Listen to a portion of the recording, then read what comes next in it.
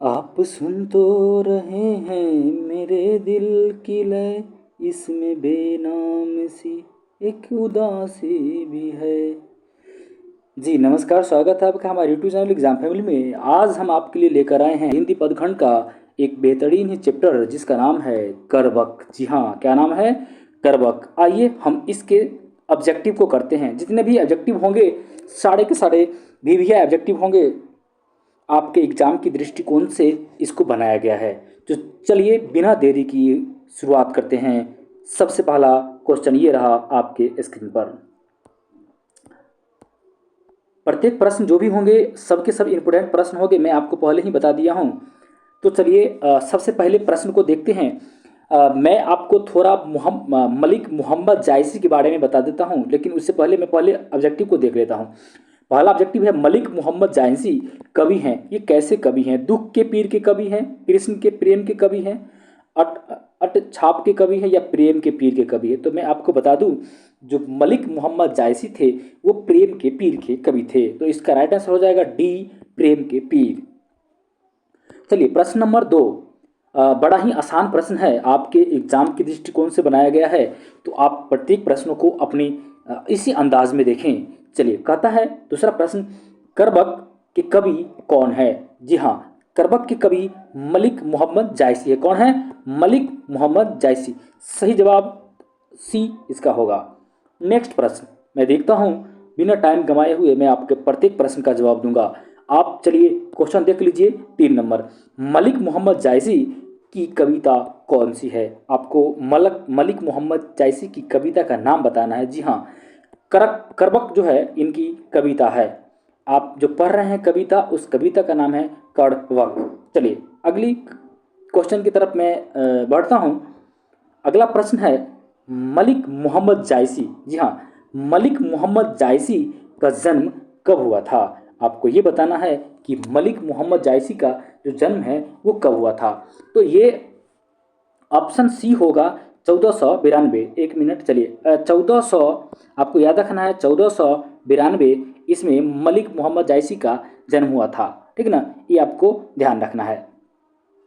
और ये कवि जो थे, आपको ये भी ध्यान रखना है कि ये भक्ति काल के कवि थे। ठीक ना, और इनका जन्म अमेठी, जो वर्तमान में यूपी उत्तर प्रदेश में पड़ता है, यहाँ इनका जन्म हुआ था, मलिक मोहम्मद जायसी का। चलिए प्रश्न देखते हैं। नेक्स्ट नेक्स्ट प्रश्न क्या कहता है? 5 नंबर प्रश्न है और आसान प्रश्न है। जायसी का जन्म किस प्रदेश में हुआ था? जी हाँ, मोहम्मद जायसी का जो जन्म है वो किस प्रदेश में हुआ था, ये आपको बताना है। अभी अभी मैंने आपको लिख करके बताया, यूपी यानी उत्तर प्रदेश में इनका जन्म हुआ था। मलिक मोहम्मद जायसी का जन्म उत्तर प्रदेश, 1492। कब? 1492। कहाँ? यूपी, उत्तर प्रदेश। आइए आगे बढ़ते हैं। प्रश्न नंबर 5 के बाद 6। जायसी जी, देखिए, जी हाँ, जायसी जी किस तरह के कवि थे आपको बताना है। अभी मैंने आपको तुरंत बताया कि ये कवि कैसे थे? भक्ति काल के कवि थे, यानी सूफी कवि थे या भक्त कवि थे। ठीक है, देखिए भक्ति काल के कवि थे, लेकिन ये सूफी कवि में गिनती आते हैं, इनके कवि ये सूफी कवि होंगे।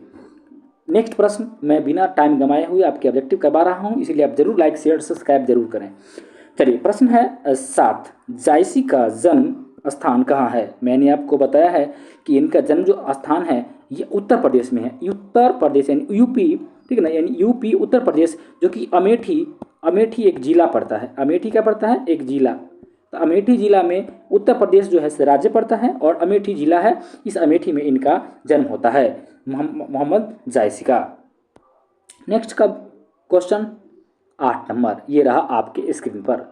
चलिए प्रश्न को देखते हैं कि जायसी के पिता का क्या नाम था। आपको मोहम्मद जायसी यानी मलिक मोहम्मद जायसी, इनके पिता का नाम बताना है। ठीक ना, इनके पिता का जो नाम होगा ये शेख शेख यमरेख। नाम क्या है? शेख यमरेख इनके पिताजी का नाम है। चलिए, तो इसका राइट आंसर हो जाएगा आपका शेख यमरेख, इनका पिताजी का नाम था। प्रश्न नंबर 9 क्या कहता है? जायसी थे, ये जायसी क्या थे? मलिक मोहम्मद जायसी जो थे वो क्या थे, ये बताना है आपको। धनवान थे, पहलवान थे, फ़कीर थे, इनमें से कोई नहीं। तो मलिक मोहम्मद जायसी जो थे वो क्या थे? ये फ़कीर थे। आपको ये याद रखना है, ये क्या थे? फ़कीर थे। नेक्स्ट प्रश्न को देखते हैं। चलिए आते हैं प्रश्न नंबर 10। चलिए क्या कहता है समझेंगे। प्रश्न 10, जायसी हिंदी साहित्य की किस काव्य धारा से जुड़े हुए थे? आपको ये बताना है कि किस काव्य धारा से जुड़े हुए थे। ज्ञान मार्गी शाखा से, प्रेम मार्गी शाखा से, कृष्ण मार्गी शाखा से, या सगुन भक्ति काव्य से। तो याद रखना ये प्रेम के पीर के कवि हैं। ये कौन है? प्रेम के पीर के कवि मौलिक मोहम्मद जायसी। इसका राइट आंसर हो जाएगा बी, मलिक मोहम्मद जायसी।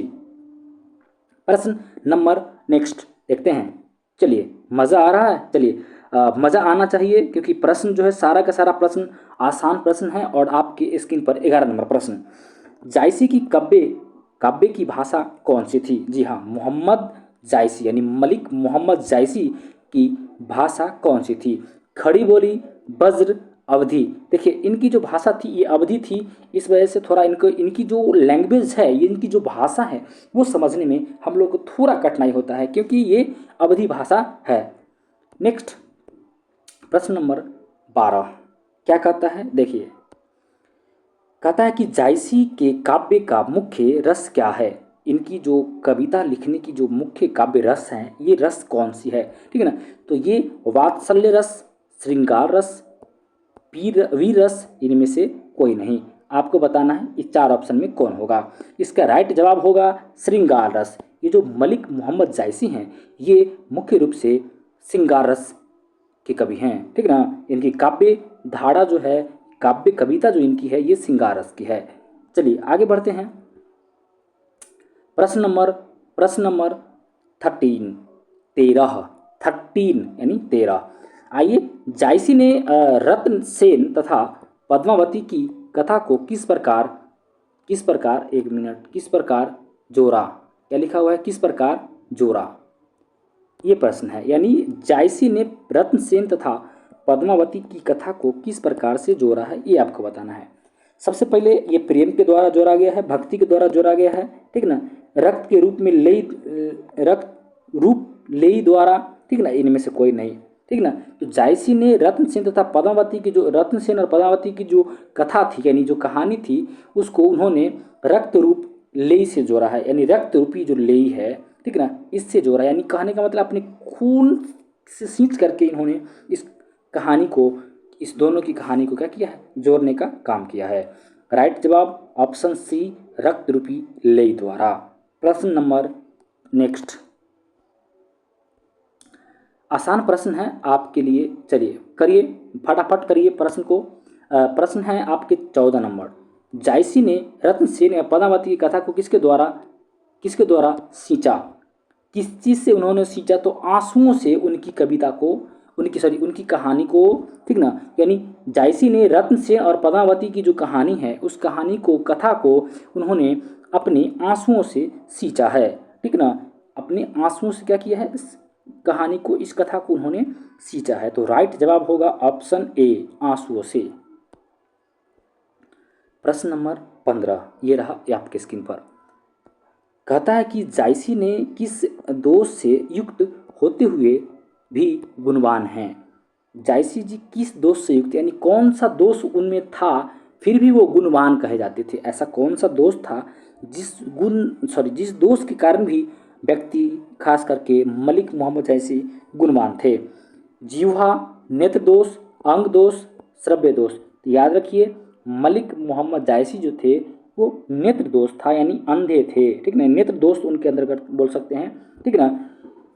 होते हुए भी वो उनको गुणगान, यानी वो गुणवान थे, यानी गुण वाले व्यक्ति थे। जरूरत नहीं है कि व्यक्ति के नेत्र हो तभी व्यक्ति गुणवान हो सकता है, बिना नेत्र के व्यक्ति भी गुणवान हो सकता है। इसका जीता जागता एग्जाम्पल आपको मलिक मोहम्मद जायसी हैं। जी हाँ।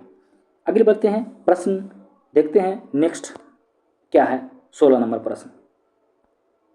चलिए प्रश्न 16 ये रहा आपके स्क्रीन पर। पढ़िए, जायसी का काव्य किस प्रकार गंभीर एवं व्यापक है? जो मलिक मोहम्मद जायसी हैं उनका काव्य किस प्रकार गंभीर एवं व्यापक है? आपको बताना है। सरोवर की भांति, कुएं की भांति, समुद्र की भांति, नदी की भांति। तो याद रखना जायसी का जो काव्य जो है वो गंभीर एवं व्यापक है। किसके? समुद्र की भांति, ठीक है ना। जैसे समुद्र देखते हो कि समुद्र का कोई था नहीं है, आप चले जाइए अंदर और आप जाते जाइएगा। इस तरह से इनकी काव्य की भी कोई अंत नहीं है और नहीं है, यानी समुद्र की भांति है, ठीक ना। राइट जवाब सी, समुद्र की भांति। चलिए प्रश्न देखते हैं 17। प्रश्न देखते हैं 17 क्या कहता है उसको समझेंगे।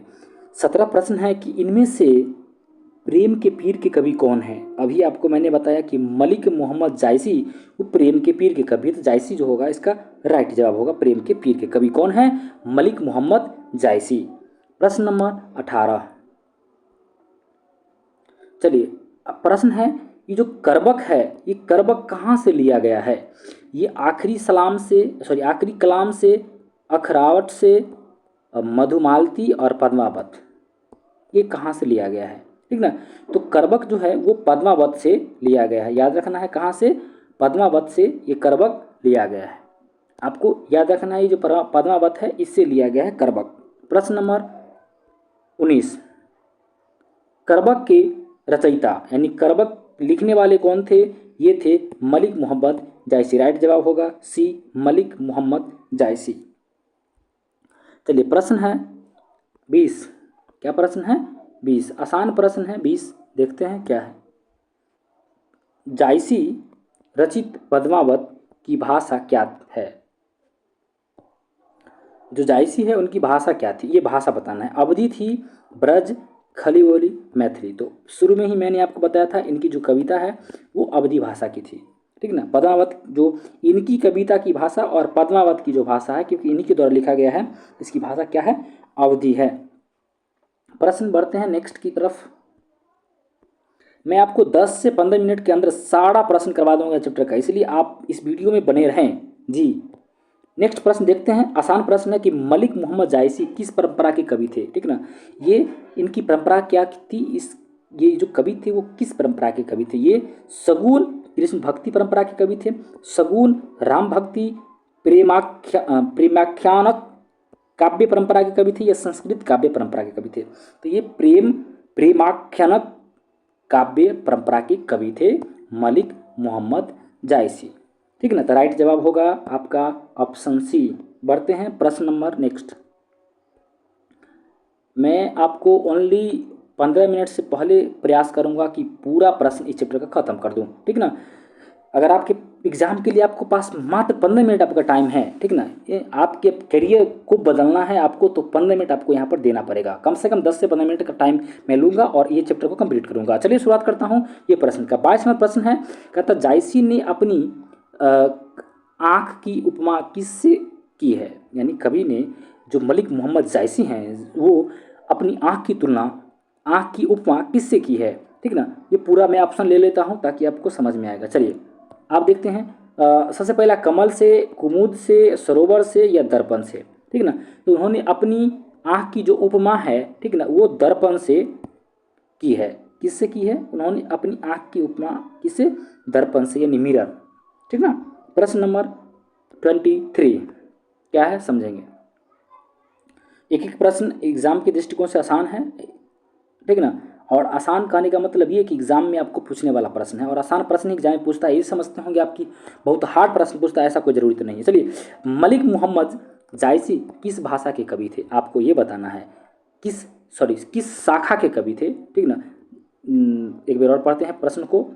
मलिक मोहम्मद जायसी किस शाखा के कवि थे, आपको ये बताना है। तो ये प्रेम मार्गी शाखा के कवि थे, यानी प्रेम पीर के कवि थे, प्रेम मार्गी कवि थे, प्रेम वाले कवि थे बोल सकते हैं, ठीक ना, मलिक मोहम्मद जायसी। चलिए प्रश्न बढ़ते हैं नेक्स्ट 24 की तरफ। 24 है कि कौन सी कृति जायसी की नहीं है। यानी आपको 4 ऑप्शन मिलेगा, इस 4 ऑप्शन में बताना है कि कौन सी जो रचना है, वो कृति जो है वो मलिक मोहम्मद जायसी की नहीं है। तो पहला है पद्मावत, तो इनका है ही। अखरावट इनका है। आखिरी कलाम ये भी इनका है। एक लास्ट बच जाता है मृगावती, ये ऑप्शन डी, ये मृगावती इनका नहीं है, इसलिए राइट जवाब होगा 24 का डी ऑप्शन मृगावती। क्योंकि नहीं पूछा है तो नहीं का जवाब क्या होगा, नहीं, निगेटिव का जवाब निगेटिव। चलिए प्रश्न नंबर 25 और आज के लिए ये अंतिम प्रश्न है, आपको ये ध्यान रखना है। चलिए प्रश्न, अंतिम प्रश्न है, देखते हैं क्या कहता है। पद्मावत किसकी रचना है, ये पूछ रहा है। पद्मावत किसकी रचना है? अगर आप इस कविता को अच्छे से पढ़े होंगे, मैं जो ऑब्जेक्टिव आपको करवाया हूँ, इस सारे ऑब्जेक्टिव को आप अगर अच्छे से पढ़े होंगे तो इस प्रश्न का जवाब आप ज़रूर दीजिएगा कमेंट बॉक्स में। मैं 25 नंबर क्वेश्चन का जवाब कमेंट बॉक्स में चाहता हूँ, ठीक ना। तो जरूर इस प्रश्न का जवाब आप कमेंट में दें। जन्म की मैं बात करूं तो ये 1400, आपको मैंने बताया था कि 1492 में इनका जन्म हुआ था। और ये जन्म जो है कहाँ हुआ था? ये अमेठी, आपको याद रखना है, अमेठी, ठीक ना, ये आपको भूलना नहीं। अमेठी जो वर्तमान में अमेठी जो यूपी में पड़ता है, यानी उत्तर प्रदेश में ये पड़ता है, ये आपको याद रखना है। अमेठी उत्तर प्रदेश में पड़ता है, ठीक ना। और इनकी मृत्यु यानी इनकी मौत जो हुई थी, ठीक ना, इनकी मौत जो हुई थी ये 1548 में, ठीक ना, कब याद रखना है, 1548 में हुई थी, ठीक ना। और इनका पेशा जो था, ठीक ना, इनका पेशा था, ये कवि थे। क्या थे? ये कवि थे। और कवि के साथ साथ ये भक्ति भी करते थे, याद रखना है, क्या करते थे? भक्ति भी करते थे। साथ ही इनकी जो भाषा थी, यानी इनकी भाषा की मैं बात करूँ, ठीक है, इनकी भाषा जो थी वो हिंदी भाषा थी। क्या याद रखना है? हिंदी जो भाषा है, इनकी हिंदी भाषा थी, ठीक। ये इनकी जो कहानी थी, ठीक ना, यानी बोल सकते हैं कि इन्होंने जो लिखा, ठीक ना, ये क्या क्या लिखा, इसको मैं पहले थोड़ा हल्का उल्लेख कर देता हूँ, ठीक ना। सबसे पहले इनके द्वारा जो पद्मावत लिखा गया था, ठीक ना, पहला लिखा गया था इनके द्वारा पद्मावत। दूसरा लिखा गया था इनका अखरावट, ठीक। फिर इनके द्वारा लिखा गया था आखिरी, ठीक, कलाम,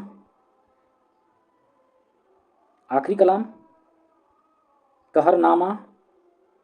थोड़ा लिखने में थोड़ा कठिनाई हो रहा है, इसलिए आप ध्यान रखिए। और फिर चित्र लिखा। ये कुछ मोटा मोटा मैंने आपको बताने का प्रयास किया, ठीक ना। ये इनके द्वारा, ये थोड़ा सा एक छोटा सा परिचय इनका था, ठीक ना।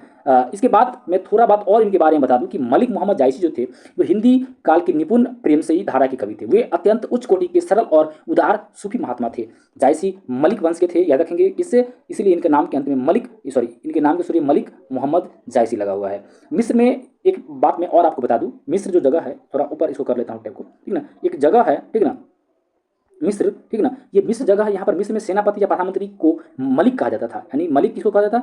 मलिक सेनापति को या प्रधानमंत्री को वहाँ के कहा जाता था मलिक। दिल्ली सल्तनत की मैं बात करूँ तो वहाँ की खिलजी वंश के राज्य में अलाउद्दीन खिलजी, जो उनके चाचा को मरवाने के लिए बहुत सारे सैनिकों को उन्होंने नियुक्त किया था, जिसके कारण वह इस नाम से, मतलब उस नाम को ज़्यादा वहाँ पर प्रचलित मिला, ठीक ना। वो नाम वहाँ पर उस काल में उस नाम को ज़्यादा मतलब एक तरह से बोल सकते हैं लोगों के द्वारा जाना गया, ठीक ना।